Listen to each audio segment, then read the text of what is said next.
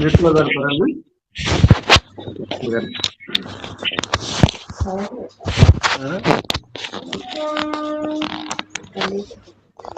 4:38 sir. ప్రారంభిస్తానండి. Thank you. Hari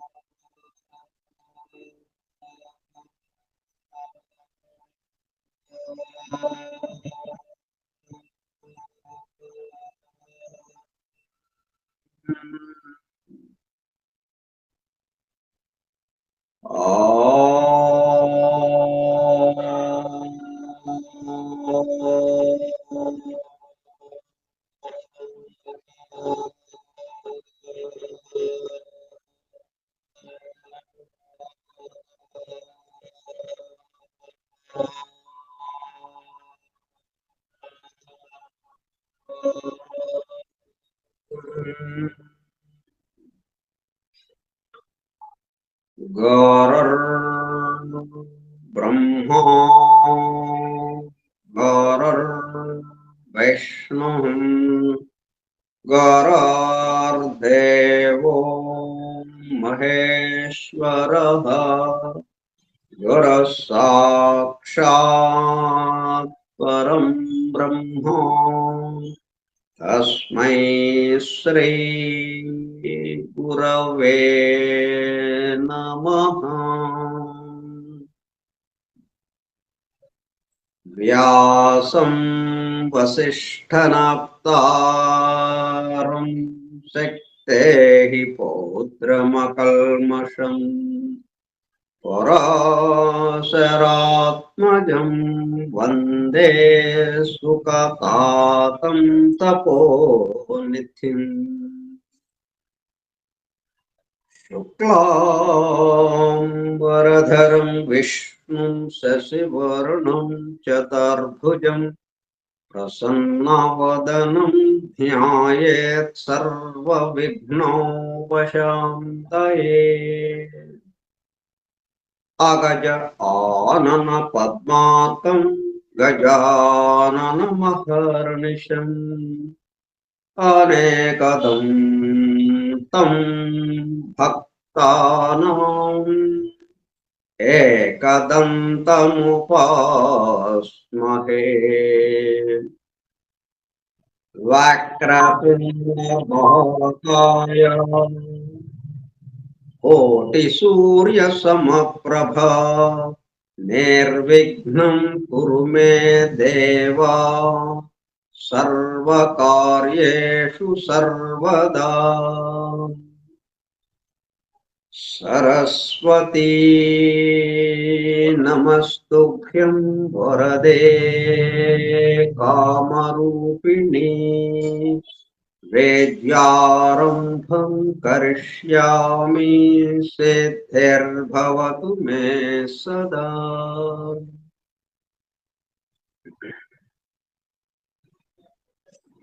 ॐ भूर्भुवः स्वः ॐ तत्सवितुर्वरेण्यं भर्गो देवस्य धीमहि धियो यो नः प्रचोदयात्।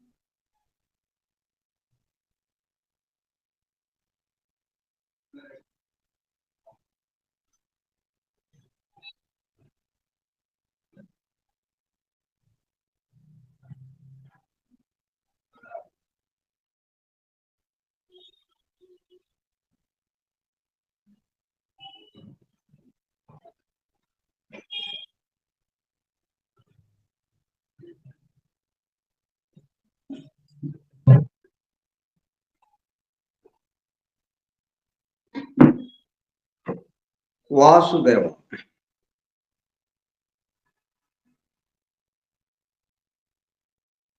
ఫోరం ఫర్ ట్రూత్ సీకర్స్, సత్యాన్వేషకుల బృందము, పరమ గురువులు హెలెనా పెట్రోనా బ్లవెట్స్కీ ద్వారా సమస్త మానవాళి ఆధ్యాత్మిక అభివృద్ధి పరిపూర్ణతల కొరకు అందించిన మ్యాగ్నమ్ ఓపస్ పరమాద్భుత దివ్య గ్రంథము ద సీక్రెట్ డాక్ట్రైన్, రహస్య సత్య సూత్రము, వాల్యూమ్ 1, కాస్మోజెనసిస్, ప్రథమ సంపుటము, బ్రహ్మాండోత్పత్తి క్రమము, part 1, cosmic evolution in 7 stanzas from the book of vision.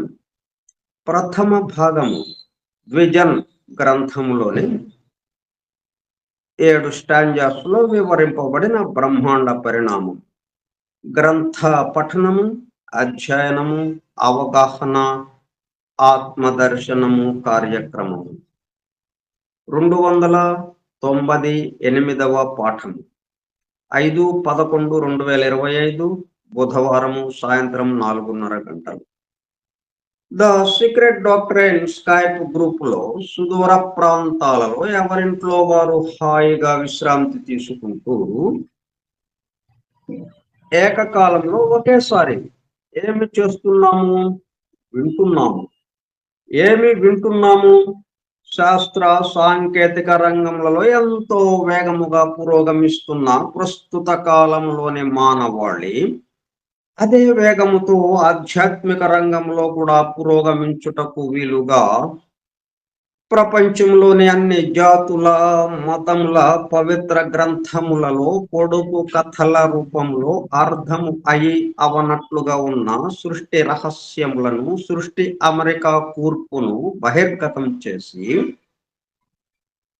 మానవాళికి అందించి వాటి అవగాహన ద్వారా ఆత్మదర్శనము పొందుట అను దివ్య ప్రణాళిక అమలు పరచబడుటకు పరమ గురువులు మేడం హెలినా పెట్రోనా బ్లవెట్స్కీ ద్వారా అత్యద్భుతముగా అందించిన ద సీక్రెట్ డాక్ట్రైన్ గ్రంథంలో బాహాటముగా ఇవ్వబడిన అతి నిగూఢములైన సృష్టి రహస్యములు, వాటి మూలము, గ్రంథ హృదయమును చేరు పద్ధతులు తెలుసుకోవాలనే తీవ్ర ఇచ్ఛతో, తపనతో సత్యాన్వేషణలో భాగముగా ఎన్నో నిగూఢ విషయములను మరింత లోతుగా తెలుసుకుంటూ సత్యమును చేరు ప్రయత్నంలో మనమందరము ఇక్కడ చేరాము.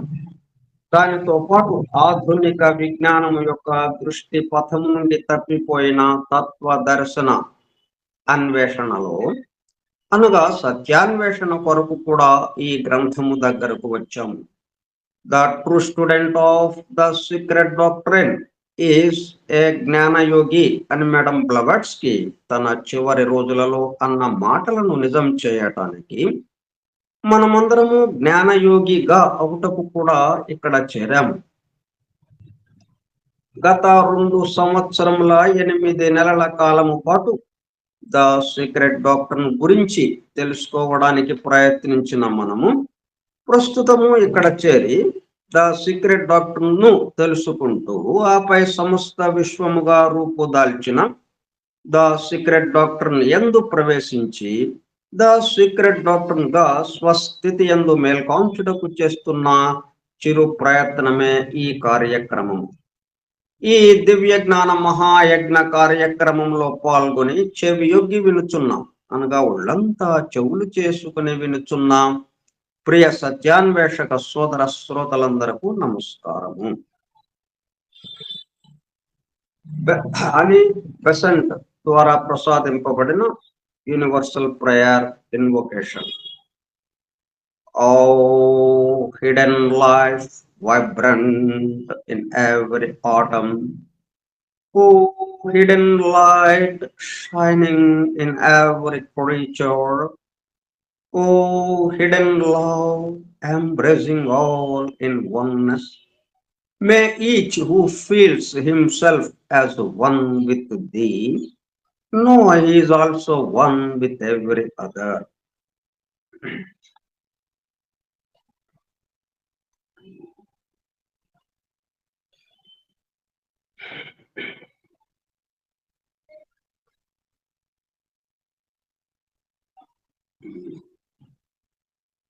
మనం నిత్యానుష్ఠానం పూర్తి చేసుకున్నాం. మనం శ్రీపాద శ్రీ వల్లభ చరితామృతం గ్రంథంలో తిరుమల దాసు శంకర భట్టుకు విషయం చెప్పేటప్పుడు ముందు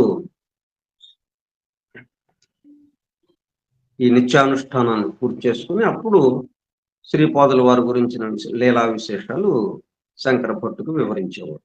ఆ మాదిరిగా మనం ఇక్కడ చేసుకుంటున్నాం.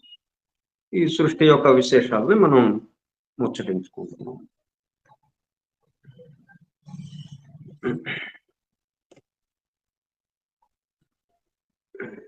మనం స్టాంజా 2 మొదటి శ్లోకానికి సంబంధించిన రెండో భాగంలో దాని యొక్క కామెంటరీని నిన్న ముచ్చరించుకోవడం జరిగింది, నిన్న దర్శించటం. అంటే 4 దశల్లో ఎలాగా పరిణామం జరుగుతూ ప్రత్యేకతా స్థాయి నుంచి వ్యక్తిత్వ స్థాయి, అక్కడ నుండి ఆత్మస్థాయి, అక్కడ నుంచి పరమాత్మ స్థాయికి ఎట్లాగా పరిణమిస్తూ వెళ్తాము దాంట్లో చెప్పబడింది. అప్పుడు ఏం జరుగుతుంది? That one gets rid of personal existence. ఇంకా మనం వ్యక్తిత్వంగా ఉండడం లేకుండా పర్సనల్ ఎగ్జిస్టెన్స్, మన ఉనికి కాస్త ఏమవుతుంది? ఈ సమస్తానికి సంబంధించిన ఉనికిలో కంటే merging into becoming one with ఎవరి వన్, ద అబ్సల్యూట్, పరిపూర్ణుడు ఎవరైతే ఉన్నారో ఆ పరిపూర్ణత్వంలోకి వెళ్ళిపోతాం, మన ఉనికి లేకుండా. ఇక అంటే ప్రళయ స్థితి, ఈ బ్రహ్మ ఆయుర్దాయం పూర్తయ్యేటప్పుడు కల్లా ఈ సమస్త జీవులు అటువంటి స్థితిలోకి వెళ్ళటం జరుగుతుంది.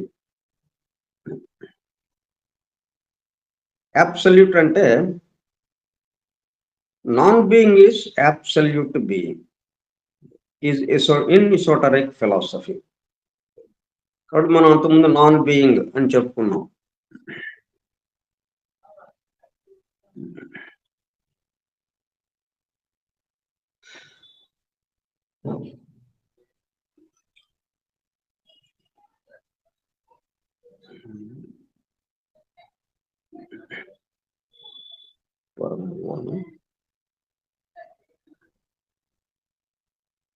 The full meaning of non-being, which as explained is absolute being.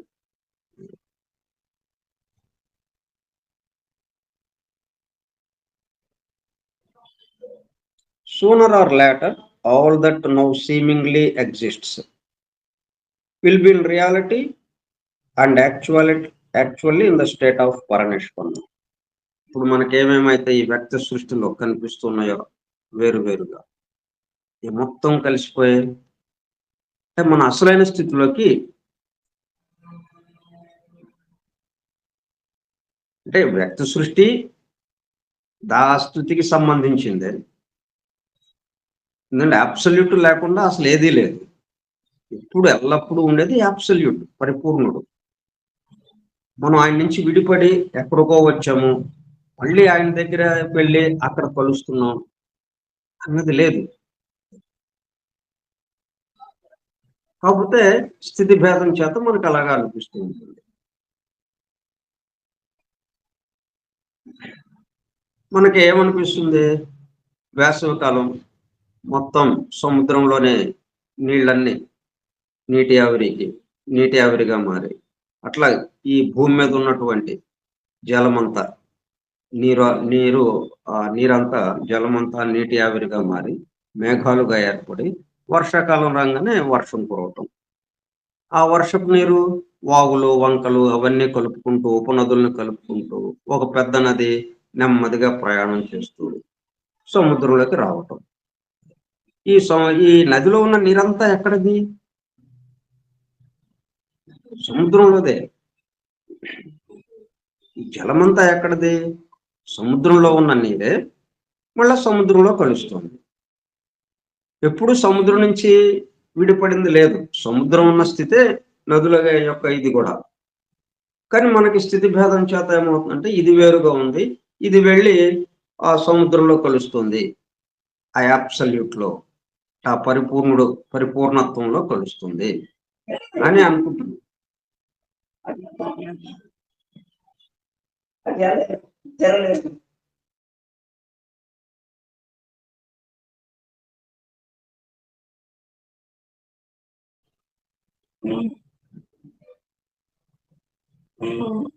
Non being, ఉండుట లేకుండుట అనేది మన సృష్టికి సంబంధించి రెండు విషయాలు. వ్యక్త సృష్టి, అవ్యక్త సృష్టి అన్నట్టుగా. ఈ రెండింటికి ఆధారమైనది ఎల్లప్పుడూ ఉండేది ఒకటి, అది absolute being.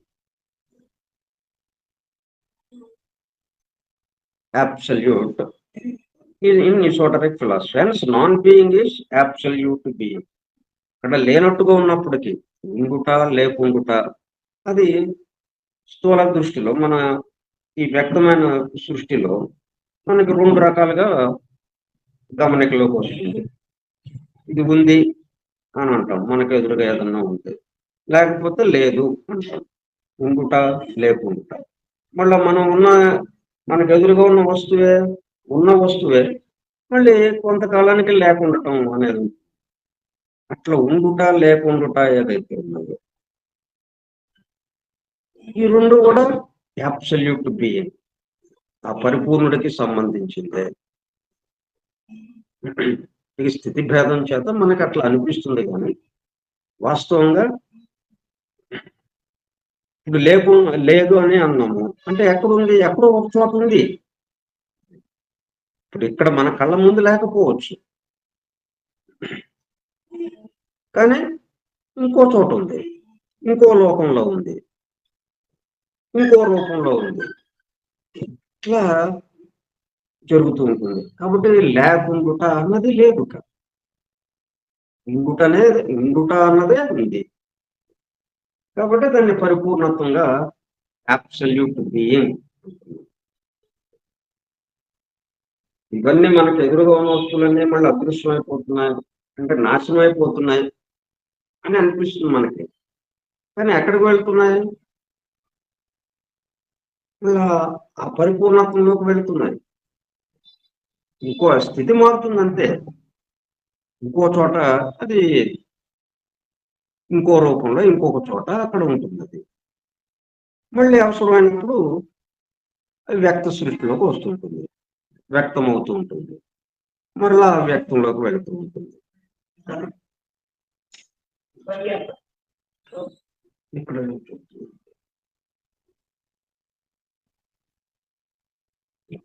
in the tenets of the latter, even Adi Buddha, first are primeval Vedadam, అంటే బౌద్ధ మత సిద్ధాంతాలు కానీ is while manifested in one sense an illusion, Maya, since all the gods, including Brahma, have to die at the end of the age of Brahma.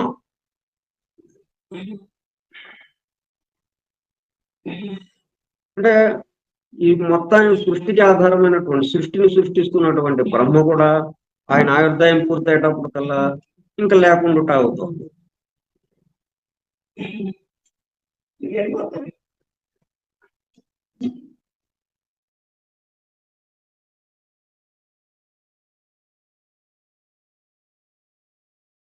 Have Brahma have to die at the end of the age of Brahma. The abstraction called Parabrahman alone, whether we call it Ansoff or Herbert Spencer's unknowable being, the one absolute reality. ఇట్లా చిట్ట చివరి స్థితి ఏదైతే ఉందో absolute being అది ఎల్లప్పుడూ ఉండేది. దాంట్లో నుంచే బయటకు వస్తున్నట్టుగా అనిపిస్తుంది. మళ్ళీ దాంట్లోకే వెళుతుంది. చోటు ఎప్పుడు ఉంది. ఇల్లు కట్టినప్పుడు 2 చోట్లు వచ్చినాయి. ఇల్లు పడగొట్టగానే మళ్ళా ఒక చోటే మిగిలిపోయింది. సో, ఇల్లు కట్టగానే 2 చోట్లు వచ్చినాయి. 2 చోట్లు వచ్చినప్పుడు అంతకుముందున్న ఒక చోటుకి ఏమన్నా ఇబ్బంది కలిగిందా?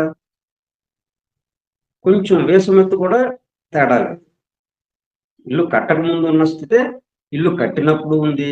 మళ్ళీ ఇల్లు పడవేసినప్పుడు అదే స్థితి ఉంది. 2 చోట్లుగా ఉండి ఒక చోటు ఇంకో చోటులోకి వెళ్ళటం, లేకపోతే ఒక చోటు ఇంకో చోటులోకి రావటం. ఇట్లా 2గా విభజింపబడింది అన్నది లేదు. అదే మాయ అని అంటున్నాం దాన్నే. 2 వచ్చినాయి మరి. మనకి వాస్తవంగా కనిపిస్తుంది. యథార్థంగా మనకి 2 చోట్లు వచ్చినాయి కదా! దాన్ని కాదంటానికి లేదు. కానీ మరి 2 ఉన్నాయా? అది మాయ అంటే. 2గా భాషిస్తోంది. కానీ 2 కాదు. ఒకటే ఉందక్కడ. అయినా 2గా భాషిస్తుంది. ఎంత విచిత్రమో చూడండి. అది సృష్టి యొక్క గొప్పతనం. చోటు ఒక చోటు అన్నాం. ఖాళీ చోటు మొత్తం. ఆ ఖాళీ చోటులో ఇల్లు కట్టాం. దాంతో లోపల చోటు, బయట చోటు. 4 వైపులా గోడలు కట్టేసాం. కట్టేసేటప్పటికల్లా లోపల గదుల్లోకి ఒక చోటు ఉంది. బయట వెలుపల మొత్తంగా ఉన్న చోటు ఒకటుంది. అంటే పెద్ద చోటు, చిన్న చోటు. అట్లా మనం ఇలాగా ఈ దేహంతో మనం పుట్టినట్టుగా మనకి గమనికలోకి వచ్చింది. దాంతో ఏమైంది? మనం చిన్న నేనమయ్యాము. అంటే ఉన్న నేను ఒకే నేను. ఆ అబ్సల్యూట్ ని ఏమంటున్నాం మనం? నేను అని పిలుస్తున్నాం. I am. ఆ ఐ యామ్ వల్ల ఏమైంది? 2 అయాములు వచ్చినాయి.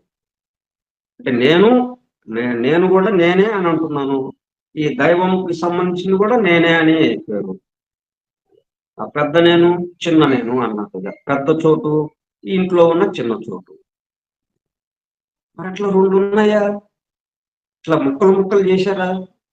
చోటుని ముక్కలు ముక్కలు చేశారా? ముక్కలు ముక్కలు చేస్తే దాన్ని అతికించడం మరి ఎంత కష్టం అవుతుంది? మరి అతికించామా తర్వాత ఇల్లు పడిన తర్వాత ఈ చిన్న ముక్కని పెద్ద ముక్క అతికించామా పెద్ద తోటికి? అతికించడానికి చేయాలి. మనం కూడా మొత్తంగా ఒకే ఒక్క ఆత్మ ఉంది ఇక్కడ. ఒకే ఒక్క నేను ఉంది. అందుకే అందరి పేర్లు నేనే. తర్వాత విడిగా మన సౌకర్యం కోసం వ్యావహారికంగా ఉండడం కోసం, వ్యవహారం కోసం ఎవరికి ఒక్కొక్కళ్ళకి ఒక్కొక్క పేరు ఐడెంటిఫికేషన్ కోసం. అంతేగాని అందరము ఒక నేనుకి సంబంధించిన వాళ్ళకి ఒక నేను. ఇది ఒక నేనే. ఒకే చోటు. కానీ వందలు, వేల, లక్షల ఇళ్ళు ఉన్నాయి. లక్షల చిన్న చోట్లు ఉన్నాయి. లోపల చిన్న చోట్లు, లోపల చోట్లు ఉన్నాయి. బయట చోటు ఒకటే. బయట చోటుకి వేరు బయట చోటు ఇది ఇక్కడున్న బయట చోటు అండి. అదేమో అక్కడున్న బయట చోటు. అట్లా అనంగా ఎక్కడ ఈ భూమండలం మీద ఎక్కడైనా ఇల్లు కట్టండి. బయట చోటు అంటే ఒకటే చోటు. పెద్ద చోటు ఏదైతే ఉందో విశాలంగా పెద్ద చోటు అన్నది. చోటులో కలిసిపోతుంది ఒక్క చోటే.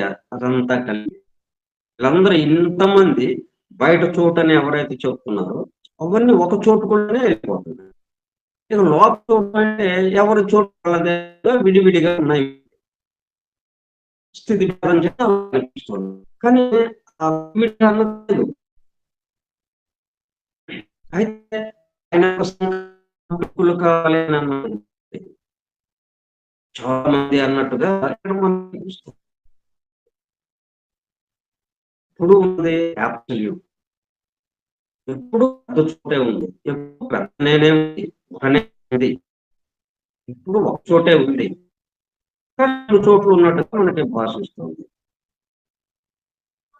అదే మాయా అంటున్నాం. మా అంటే టు మెషర్, కొలతలకు అందేది. అంతకుముందు అందలేదు. మొత్తం ఒకే చోటుగా ఉంది.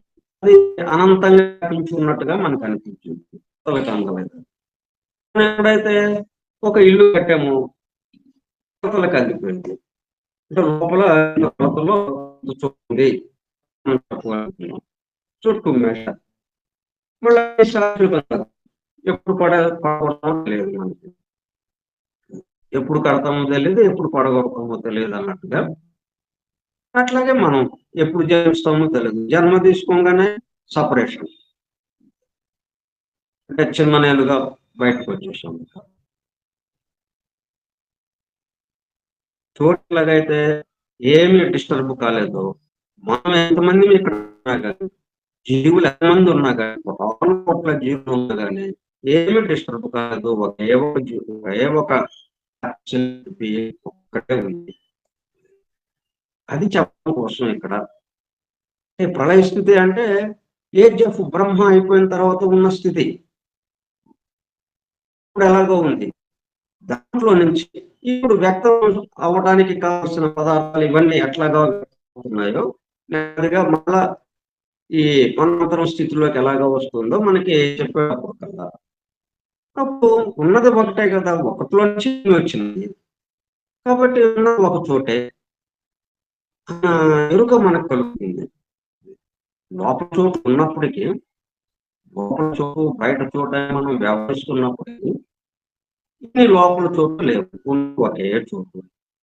వ్యావహారికంగా మనం స్థితిలో ఉన్నాం కాబట్టి అట్లా అనిపిస్తుంది. అట్లే మనందరము స్థూలంగా రకరకాల ఆకారాలతో రకరకాల జీవులు ఇక్కడ తిరుగాడుతున్నప్పటికీ అందరినీ కలిసి ఒక ఆత్మతో ఉన్నవాళ్లే. ఒకడే ఇన్ని రూపాలుగా భాషిస్తున్నాడు. అది చెప్పడం కోసం అన్నమాట. Have to die at the end of the age of Brahma, the abstraction called Parabrahma alone. చిన్న చోటుగా ఉన్నాడు. బ్రహ్మ అనేటప్పుడు కల్లా వ్యక్తమయ్యాడు. వ్యక్తమయ్యేటప్పుడు కల్లా చిన్న నేనైపోయింది. పరబ్రహ్మం ఉన్నది, పరబ్రహ్మం, పరమాత్మతత్వం, పరమ, బియాండ్. పర అంటే బియాండ్, ఇంకా దానికి హద్దులు అట్లాగ లేదు, అనంతం. అటువంటిది కాస్త ఒకడు అక్కడ ఉండేటప్పుడు కల్లా సపరేషన్ వచ్చేస్తుంది. బ్రహ్మ చిన్నవాడైపోయాడు. తను ఒక్కడే, తన చుట్టూ ఉన్న ప్రపంచం అన్నట్టుగా అయిపోయింది. కాబట్టి ఆయన ఆయుర్దాయం పూర్తవగానే ఏమైంది, పరబ్రహ్మంలో లీనమైపోయాడు, పరబ్రహ్మగా మారిపోయాడు. మనందరం కూడా పరబ్రహ్మతత్వంలోకి వెళ్ళిపోతాం. ఈ అంటే క్రమక్రమంగా ఈ 4 దశలు నిన్న వివరించుకున్నాం మనం.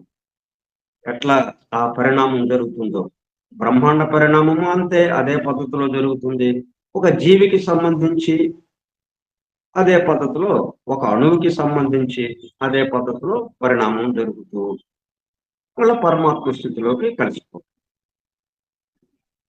అది ఏజ్ ఆఫ్ బ్రహ్మ పూర్తయినప్పుడు, బ్రహ్మ ఆయుర్దాయం పూర్తయినప్పుడు ఆయన తనతో సహా మొత్తాన్ని చుట్టబెట్టుకుని పరబ్రహ్మలో లీనమైపోతాడు. తను ఏదైతే సృష్టించాడో తన సృష్టితో పాటు తాను మొత్తం దాంట్లోకి లీనమైపోతాడు. మళ్ళా అంతేకాలం ఆ 100 సంవత్సరాల కాలం లాగా గడిచిన తర్వాత మరలా సృష్టి స్థితిలోకి నెమ్మదిగా రావటం ప్రారంభమవుతుంది. మళ్ళీ ఇల్లు కట్టడం మొదలవుతుంది అన్నమాట.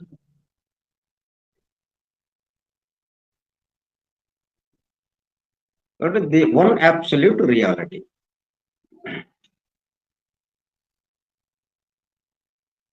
the one secondless existence is Advaita.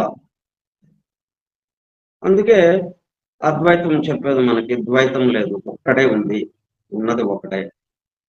అది అద్వైత శాస్త్రం మనకు చెప్తుంది. వితౌట్ ఏ సెకండ్, రెండు లేదు. And all the rest is maya teachers the Advaita philosophy. Advaita తత్వశాస్త్రం మనకి ఏం చెబుతుందంటే రెస్ట్ ఈస్ మాయా, ఉన్నది ఒకటే. మనకి అనేకం గోచరిస్తుందంటే అదంతా భ్రమగా, అంటే మిథ్య, భ్రమ అని ఈ పదాలు వాడారు. మాయా అన్న పదాలు వాడారు. కానీ ఇదంతా కూడా యథార్థమే.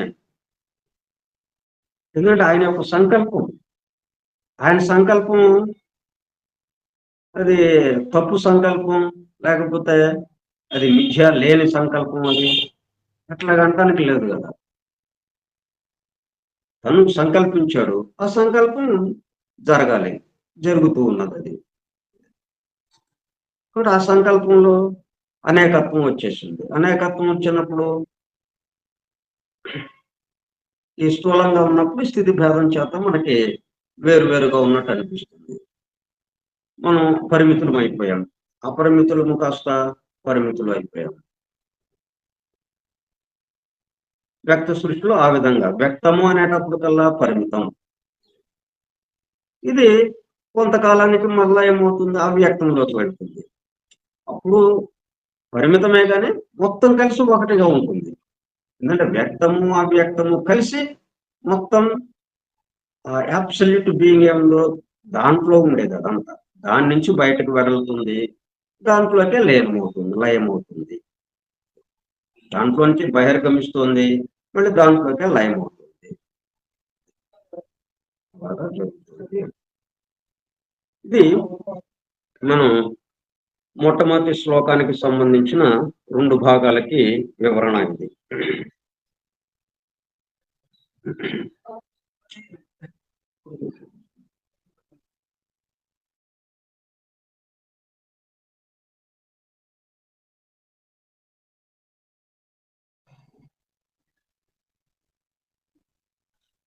ప్రళయం గురించి మనం మొదటి స్టాండ్ అంతా ఈ ప్రళయంలో ఎలా ఉంది అని అంటే ఏమీ లేదు, ఏమీ లేదు అని చెప్పుకుంటూ వచ్చాం. ఎందుకంటే మొత్తంగా కలిసిపోయింది కాబట్టి.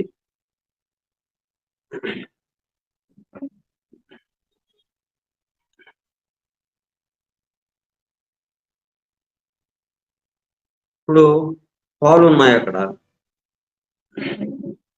దాని నుంచి మేగడ, నెయ్యి, పెరుగు, మజ్జిగ ఇట్లాగే వచ్చినాయి. ఇప్పుడు ఇవన్నీ వ్యక్త సృష్టిలో మజ్జిగ ఉంది,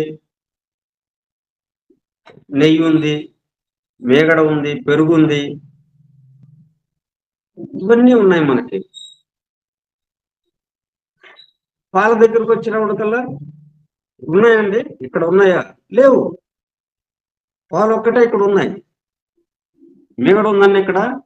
లేదు. పెరుగు ఉందా ఇక్కడ? లేదు.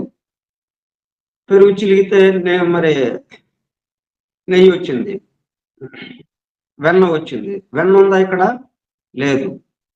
పాల దగ్గర మనం నుంచున్నప్పుడు, పాలు దగ్గర నుంచున్నప్పుడు ఎదురుగా పాలు ఉన్నాయి. ఈ పాల దగ్గర మనం ఇవి అడిగితే ఉంటాయా? ఎక్కడున్నాయి మరి అవి? అంతకుముందు ఉన్నాయా? మరి మనం చూసామే అంతకుముందు ఇవన్నీ. అంటే దాంట్లోనే మెర్జ్ అయిపోయినాయి, మెర్జింగ్ కలిసిపోయి ఉన్నాయి, ఒక్కటిగా అయిపోయి ఉన్నాయి, పాలతో కలిసిపోయి ఉన్నాయి అంతా. మళ్ళీ దాని నుంచి అది ప్రళయ స్థితి, పాలు ప్రళయ స్థితి అనుకుంటే మనం అక్కడి నుంచి మళ్ళీ నెమ్మదిగా దాంట్లో నుంచి దాన్ని కాగబెట్టి వేడి చేస్తే మరి సుడి కల్పిస్తున్నాయి కదా, 7 లోకాలు ఏర్పడ్డాయి, 7 లోకాలకి సంబంధించిన అణువులు ఏర్పడ్డాయి. ఇట్లా రకరకాలైన ఒక్కొక్కటి వచ్చేసింది బయటికి. అట్లాగే పాలను వేడి చేయగానే మేగడ వచ్చింది, తర్వాత దాన్ని తోడు పెట్టాం, పెరుగు వచ్చింది, పెరుగుని చిలికాము, వెన్న వచ్చింది, వెన్నని కాసాము, వెన్నని వేడి చేస్తే నెయ్యి వచ్చింది. వెన్నని అటేమో నెయ్యి, ఇటేమో మజ్జిగ. ఇట్లాగే అన్ని రకరకాలే వచ్చేసింది. ఎక్కడ ఉన్నాయి ఇవన్నీ? పాలలో. ఇప్పుడు ఈ సృష్టి అంతా ఎక్కడుంది? అవ్యక్తము అనే పాలలో. అవ్యక్తము మొత్తం కలిసిపోయి ఉన్నాయి. పాలలో ఎలాగైతే ఇవన్నీ కలిసిపోయి ఉన్నాయో అట్లా కలిసిపోయి ఉన్నాయి. అట్లా ఆ స్థితుల గురించి మనం వివరించుకుంటూ వస్తున్నాం. తర్వాత ఇప్పుడు ఈ రెండో స్టాంజాకి వచ్చేటప్పటికల్లా, సరే వీళ్ళందరూ బిల్డర్స్ ఎక్కడున్నారు? ఎక్కడున్నారంటే Devamatri and Svabhavat rested in the bliss of non being. విశ్రాంతి స్థితిలో ఉన్నారు వాళ్ళు. ఈ సృష్టి నిర్మాణం, పునర్నిర్మాణ వ్యూహకర్తలు వీళ్ళు. ఆ తర్వాత రెండో దాంట్లోకి వచ్చేటప్పటికల్లా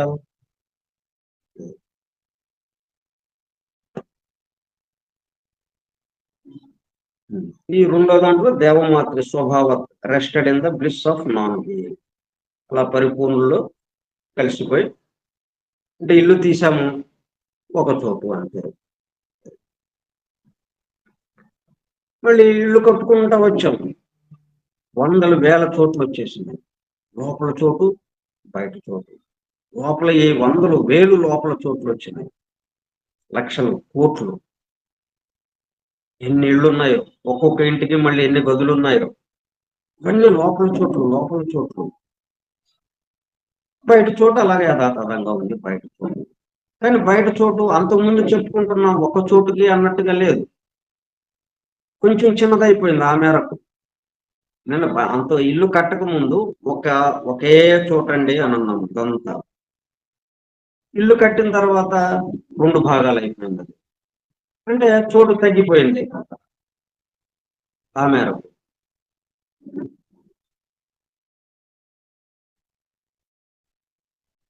అంటే ఈ రెండు చోట్ల ఎక్కడి నుంచి వచ్చినాయి మరి?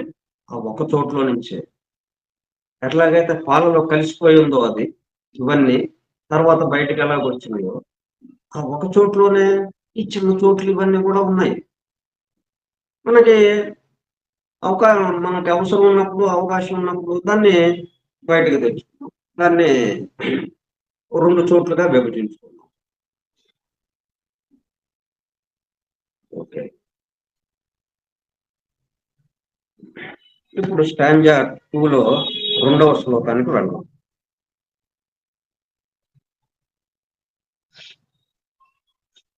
రెండవ శ్లోకం కూడా మరలా రెండు భాగాలుగా ఇచ్చారు. మొదటి భాగం ఏంటి? Where was silence.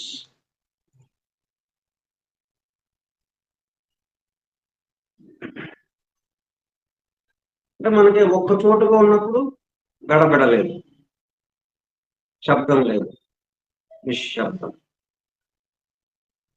లోపల చోటు, బయట చోటు, అంటే ఇల్లు కట్టేటప్పుడు ఇక శబ్దాలు, గడబడలు. లోపల చోట్లు అన్ని గడబడలు. ఈ లోపల చోట్లో నివాసం ఉన్న వాళ్ళు బయట చోట్లో కూడా గడబడ చేయటం, శబ్దాలు సృష్టించడం, శబ్దం చేయటం. ఇవి లేనప్పుడు నిశ్శబ్దం.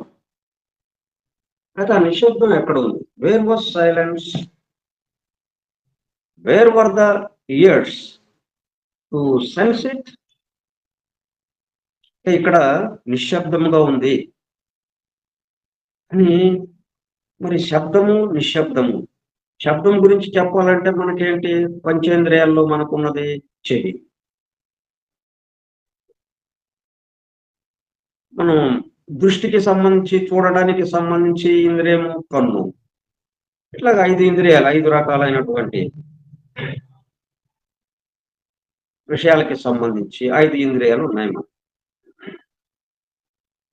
ఈ 5 ఇంద్రియాల్లో ఇప్పుడు సైలెన్స్ గురించి చెప్తున్నాం కాబట్టి, ఈ సైలెన్స్ ని అనుభూతి చెందే, ఇక్కడ సైలెన్స్ గా ఉంది అని ఎవరు చెప్తున్నారు మనకి?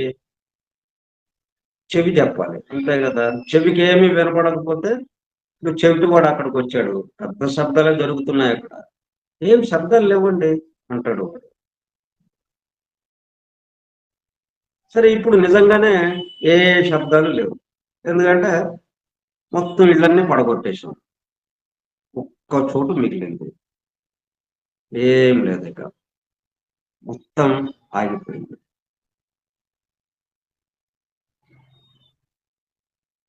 దాంతో శబ్దం లేదు. శబ్దం లేకపోతే ఏముంటుంది? ఒకటి లేదు అంటే ఇంకోటేదో అక్కడ ఉంటుంది. ఏది లేకుండా ఉండదు అని చెప్పడానికి లేదు. ఒకటి లేదు అంటే దాని బదులు ఇంకొకటేదో అక్కడ స్థిరపడి ఉంది. కాబట్టి శబ్దం లేదు అంటే దానికి వ్యతిరేకమైంది నిశ్శబ్దం. నిశ్శబ్దం అక్కడ ఉండాలి. కానీ ఎక్కడ ఉందది ఆ నిశ్శబ్దం? నిశ్శబ్దం ఉందని మనకి ఎలాగ తెలుస్తుంది? మన చెవులు ఎలాగా చెప్తున్నా ఆ చెవులు ఎక్కడున్నాయి? Where are the ears to sense it? చెవులు ఉండాలంటే ఆ చెవులు కలిగినటువంటి ఆ పంచేంద్రియాల్లో ఒకటైనటువంటి ఆ చెవి ఉన్నటువంటి వ్యక్తులు ఉండాలి అక్కడ. అంటే సపరేషన్ ఉండాలి. సపరేషన్ ఉంటేనే కదా మనకి ఇవన్నీ తెలిసేది. వేరుగా ఉన్నప్పుడు కదా! లోపల చోటు, బయట చోటు ఉన్నప్పుడే ఇదంతా తెలుస్తుంది. మనం జీవులుగా జీవులుగా బయటకొచ్చినప్పుడు అప్పుడు తెలుస్తుంది మనకి ఇవన్నీ. ఇప్పుడు ఎక్కడ జీవులు లేరు అక్కడింక. ఎవ్వరు లేరు. నిశ్శబ్దము అని అంటున్నాము. ఎట్లాగా తెలుస్తుంది? చెవులున్నాయా నీకు? నువ్వే లేనప్పుడు నీకు చెవులెందుకుంటాయి? నువ్వుంటే చెవులుంటాయి. నువ్వుంటే పంచేంద్రియాలుంటాయి. నువ్వే లేనప్పుడు ఇంక పంచేంద్రియాలెక్కడున్నాయి? లేవు. Where was silence? సైలెన్స్ అని ఎట్లా చెప్తాం? ఏ చెవితో చెప్తావు నువ్వు? Where were the ears to sense it? చెవులెక్కడున్నాయి మరి? అలాగా అది శబ్దంగా ఉంది, లేకపోతే నిశ్శబ్దంగా ఉంది అని అనుభూతి చెంది చెప్పడానికి చెవులెక్కడున్నాయి? No. There was neither silence nor sound. అక్కడ సైలెన్స్ ఉందో, శబ్దం ఉందో తెలియదు. నో. దానికి అతీతమైన స్థితిలో ఉన్నాం మనం ఇప్పుడు. మనం అనేది లేదు ఇక్కడ. మనం ఇట్లాగే ఈ వ్యక్త సృష్టిలో ఉన్నట్టుగానే అక్కడ కూడా ఉన్నాం అనుకోండి. అప్పుడు దాన్ని పరిశీలిస్తూ అది ఇది అని మనం కథలు చెబుతాం. మనం లేముగా కథలు చెప్పడానికి. అందువల్ల no. There was neither silence nor sound. ఇది మొదటి భాగం.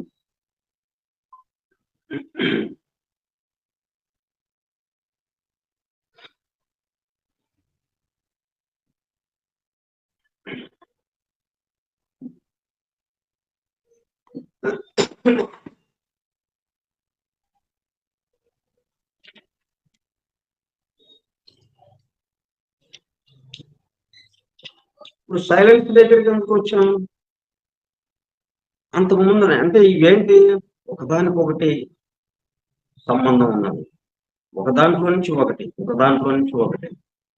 ఒక స్టాంజాలో నుంచి ఇంకో స్టాంజాలోకి, ఒకే స్టాంజాలో ఉన్న ఒక శ్లోకంలో నుంచి, ఒక శ్లోకంలోనే ఉన్న ఒక భాగంలో నుంచి, ఆ ఒక శ్లోకం యొక్క రెండో భాగంలోకి, ఆ తర్వాత ఒక శ్లోకం నుంచి రెండో శ్లోకానికి అట్లా ప్రయాణం చేయాలి మనం.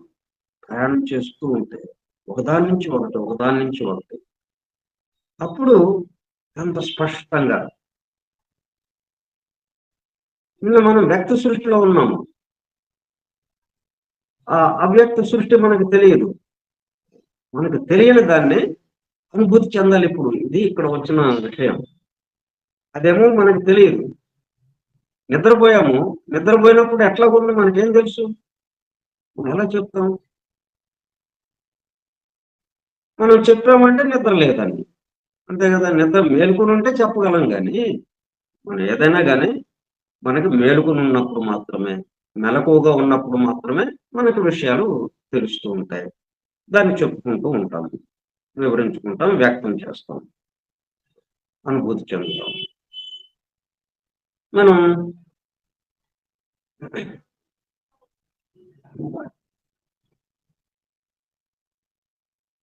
గాఢ నిద్రలోకి వెళ్ళిపోయాం. గాఢ నిద్ర ఇలా ఉందండి అని చెప్పగలమా మనం మేలుకున్న తర్వాత? లేదు. గాఢ నిద్రలోకి వెళ్ళకముందు గాఢ నిద్ర ఎలా ఉందని అస్సలు తెలీదు. ఇంకా గాఢ నిద్రలోకి వెళ్ళలేదు కదా మనం. కాబట్టి ఆ స్థితి ఇలా ఉంటుందని అప్పుడు చెప్పలేం. సరే గాఢ నిద్రలోకి వెళ్ళాము. గాఢ నిద్రలో ఉన్నప్పుడు చెప్పడానికి అవకాశం లేదు.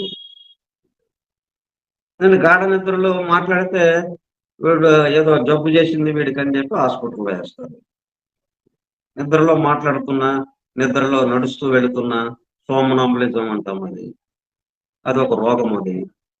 అది అనారోగ్యానికి సంబంధించింది. కాబట్టి హాస్పిటల్‌లో ఏస్తారు వాడిని. కాబట్టి గాఢ నిద్రలో ఉన్నప్పుడు ఏం లేదు. అంటే తెలియదు కాబట్టి మనం లేదు అంటున్నాం. సరే మెలుకువ వచ్చిన తర్వాత ఎట్లాగా నిద్రపోయారు చెప్పండి అని విలేకరు వచ్చి అడిగాడనుకోండి. మీ యొక్క స్పందన ఏంటి? ఈ విలేకరులు మరి ఇదేగా పని.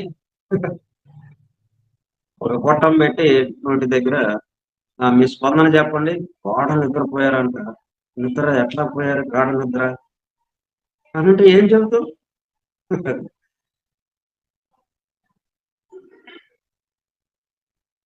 కాబట్టి ఇప్పుడు ఇంతకు ముందున్న స్టాంజాలోని రొ రెండో స్టాంజాలోని మొదటి శ్లోకానికి సంబంధించిన రెండో భాగంలో మనం ఏమనుకున్నాం? అబ్సల్యూట్ బీయింగ్‌లో రెస్టెడ్ అక్కడ విశ్రాంతి కొని ఉంది.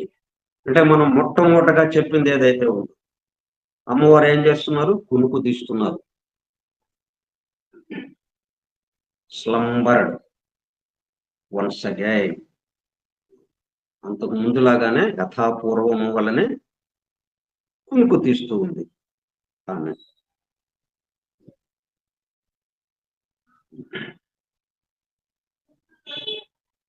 కాబట్టి అప్పుడు ఇలాగా బ్లిస్ అంటే ఆనంద స్థితిలో ఉన్నాం.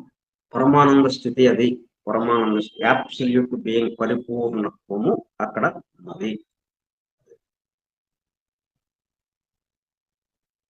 అప్పుడు ఉన్నప్పుడు అక్కడ ఇంకా శబ్దాలేమి లేవు అనంటే.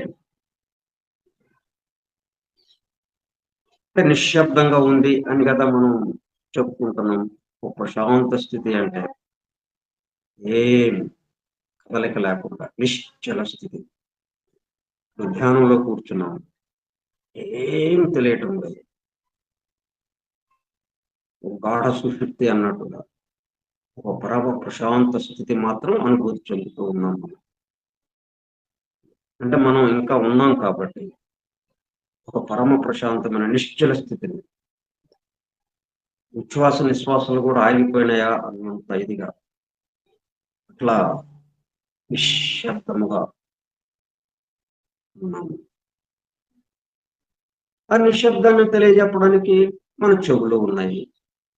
మన చెవులకి శబ్దాలేమీ వినపడటం లేదు.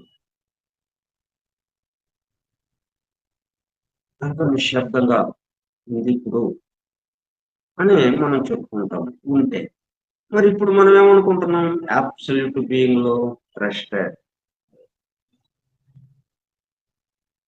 మెర్జింగ్ ఇంటూ క్రితం ఇంతకు ముందుది మొదటి శ్లోకాన్ని యొక్క రెండో భాగంలో ఉన్నది. Merging into becoming one with the absolute and continuing in full possession of paramartha. పరమార్థ స్థితిలో ఈ మొత్తం సృష్టి అంతా ఉంది.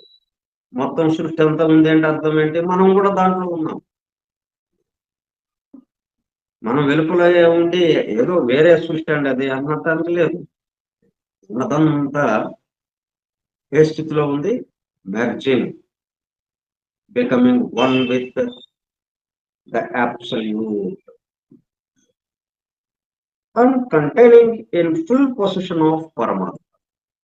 మొత్తం దాని యొక్క అధ్యయనంలోకి వెళ్ళిపోయి దాని యొక్క అధ్యయనంలోకి వెళ్ళిపోతే పరమార్థ అధ్యయనంలోకి మొత్తం చాప చుట్టేసినట్టు మొత్తం ఒక్కటిగా చేసేస్తుంది.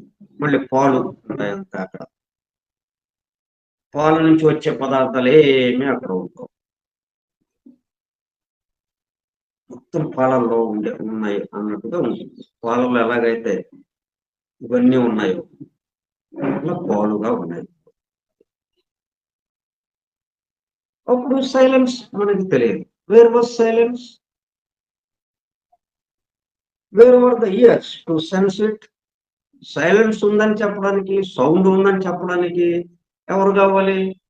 దానికి సంబంధించిన పంచేంద్రియాల్లో ఒకటైనటువంటి చెవి, శబ్దానికి సంబంధించి చెవి.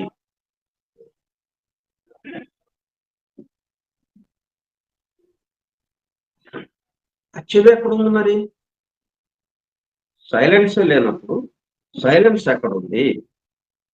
ఆ సైలెన్స్ ని సెన్స్ చేసే, ఆ సైలెన్స్ ని అనుభూతి చెందే, సైలెన్స్ ఉందని చెప్పడానికి కావలసినటువంటి ఇంద్రియం ఏదైతే ఉందో ఆ చెవులు ఎక్కడ ఉన్నాయి అంటే నో. ఎందుకని? There was neither silence nor sound. శబ్దము లేదు, నిశ్శబ్దము లేదు. శబ్దము లేదు, నిశ్శబ్దము లేదంటే అది చెప్పడానికి లేడు ఎవడు. ఏదైనా కానీ ఇది ఇట్లాగుంది అని చెప్పడానికి ఒకడు ఉంటాడు. వాడు చూసి, వాడు గమనించి ఇది ఇట్లాగ ఉందండి అని చెప్పి వాడు చెప్పగలుగుతాడు. చెప్పడానికి ఇక్కడ ఎవరు లేరు, మొత్తం ముద్దగా అయిపోయింది. అయితే మరి ఇవన్నీ ఎట్లాగా వస్తున్నాయండి? ఇవన్నీ ఎలా చెప్తున్నారు మరి? ఇన్ని గ్రంథాలు రాశారు, ఋషులు ఎప్పటి నుంచో తమ శిష్యులకి బోధిస్తూ ఉన్నారు, లక్షల సంవత్సరాల నుంచి. అనేక వేల లక్షల గ్రంథాలు ఉన్నాయి, వేదం ఉన్నాయి.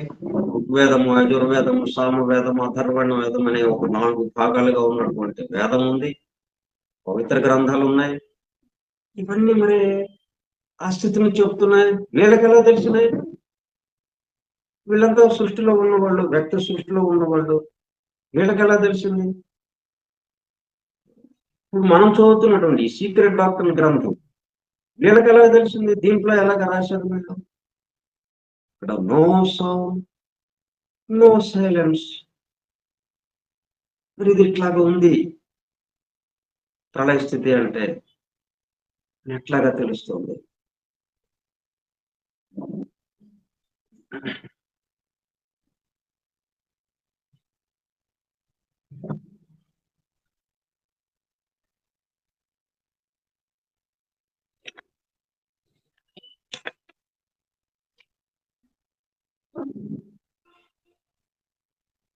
ఎక్కడ ఉన్నది నిశ్శబ్దము? ఎక్కడ ఉన్నవి శ్రవణేంద్రియములు?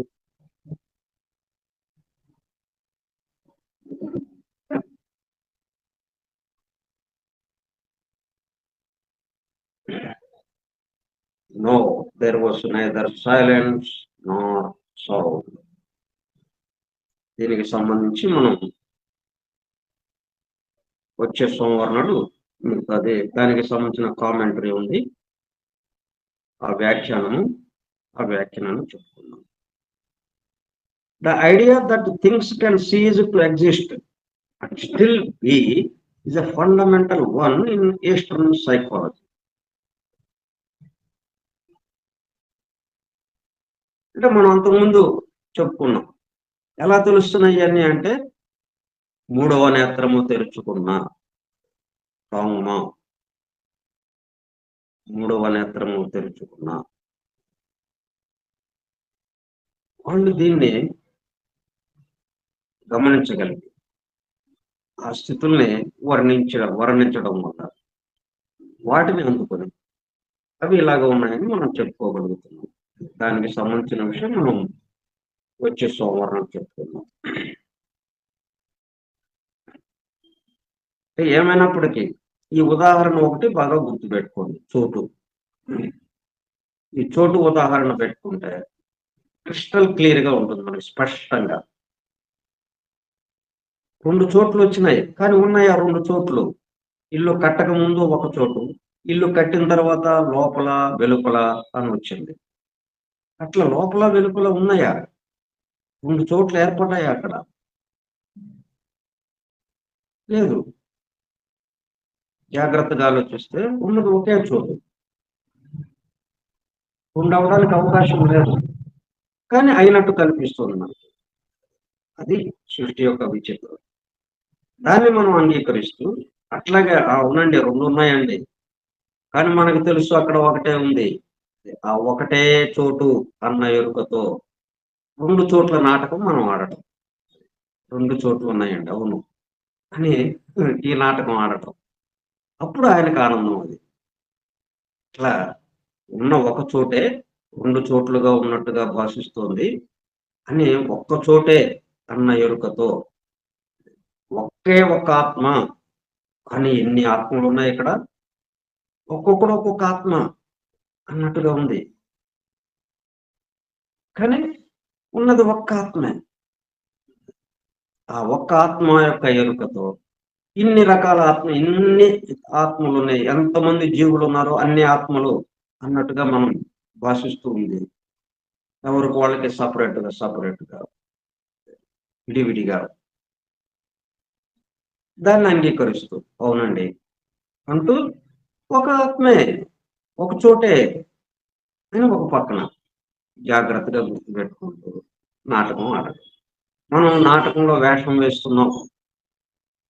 అయితే అట్లాగన్నప్పుడు కొంచెం ఇప్పుడు నాటకంలో ఇది వేషంలే అని అంటే ఆ పాత్ర వేసేవాడికి ఆ పాత్రని నటించడం కుదరదు.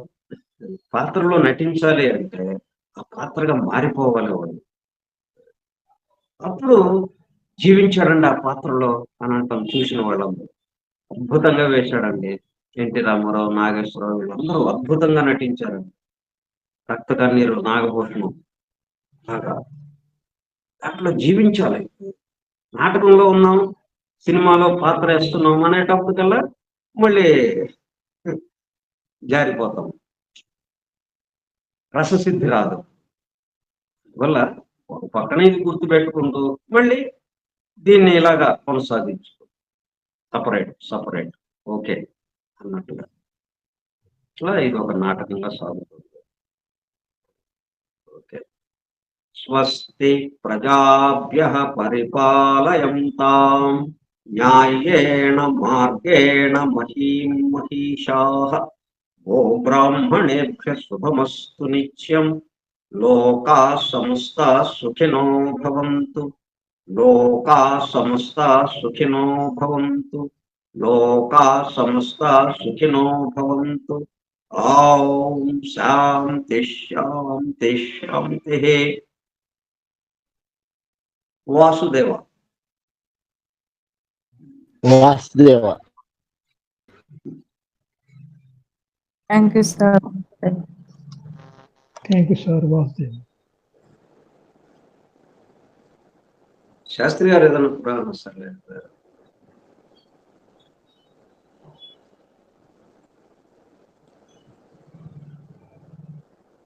బాబు గారు ఏంది ఈసీ మీటింగ్ పెట్టారుగా?